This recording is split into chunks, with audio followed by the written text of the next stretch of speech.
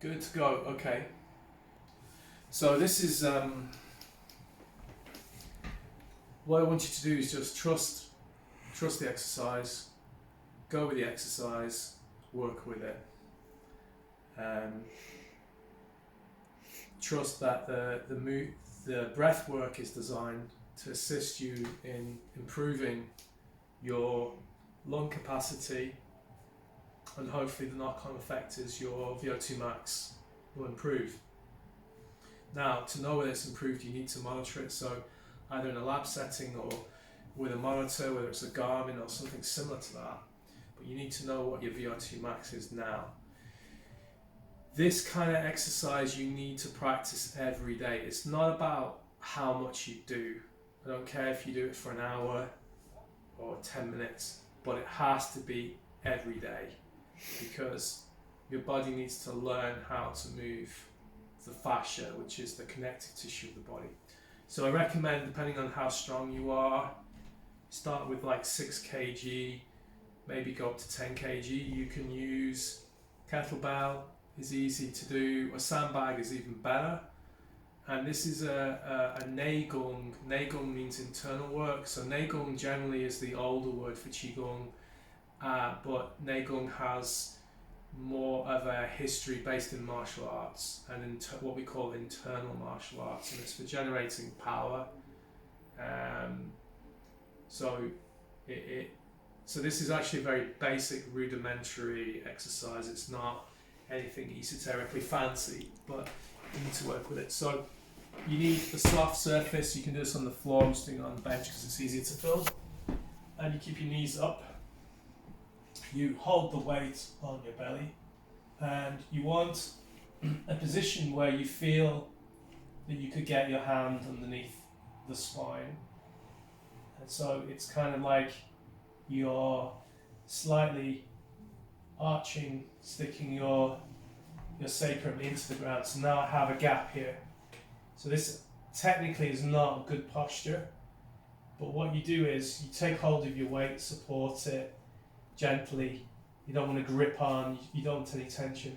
And then you allow your lower back to flatten, and then you bring your awareness to the weight, and what you aim to do is breathe in, and in breathing in, you are using your fascia and your stomach muscles to push the weight to the ceiling. Now you notice my chest doesn't move at all,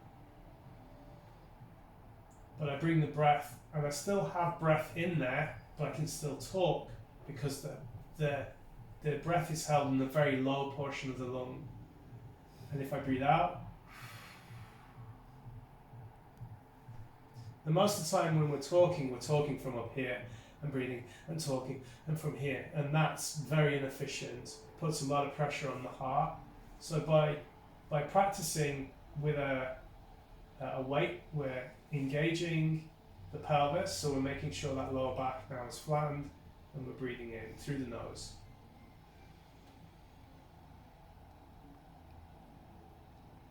Breathing out through the mouth. If you want, you can do the nose.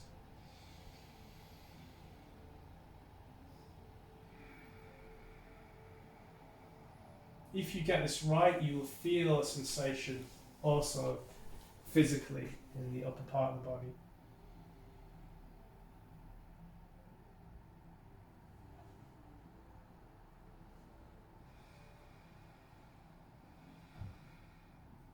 Take your time. Don't go. That's not the aim. The aim is, of course, to build control so that you can literally, if you want, use your breath to push the weight away from your body. You can generate enough chi to balance the weight, but really what you want is just that control of the abdominal region, the lower burner, the lower cavity. How long should you practice for? I do 3 rounds of 9 breaths, once a day. Why do we do it? We do it to train the lower, to train it up the diaphragm to flatten more, so you can increase your lung capacity and your breath capacity. And in that way, when you're under duress, under a lot of stress, heavy load, when you're training or when you're in a competition, you can relax your breath into your core. So don't be frightened of having what I call the Buddha belly. It's okay to use this. It's used also in yogic circles, pranayama breath, things like that. It's not unique. As an example,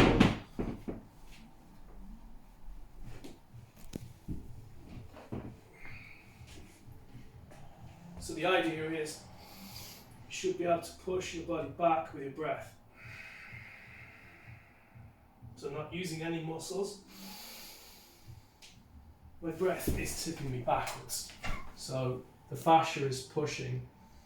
It's easier sometimes to demonstrate against,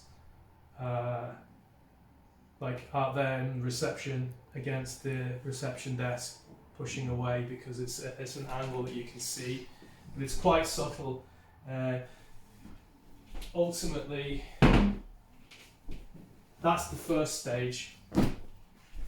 So every day for at least a month, but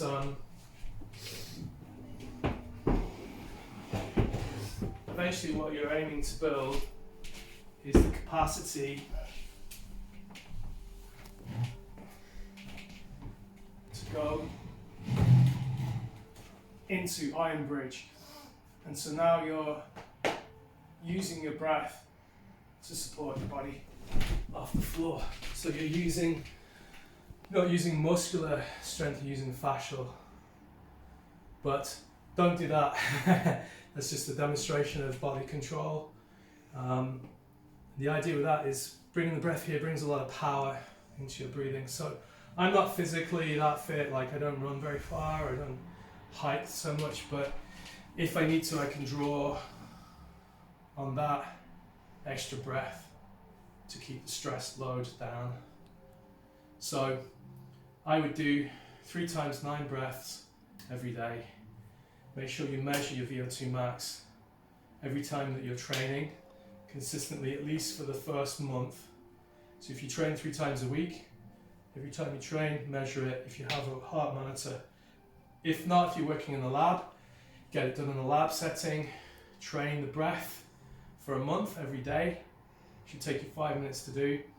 At the end of the month, redo your VO2 max and see what's changed. Thanks for watching.